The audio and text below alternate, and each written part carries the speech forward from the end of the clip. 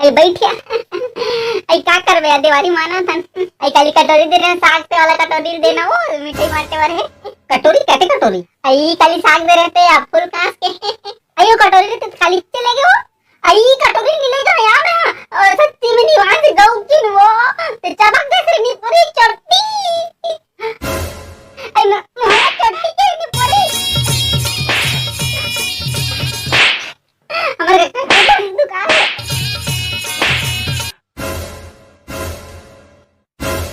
नानी कटोरी पे मोर से जबान दौड़ा था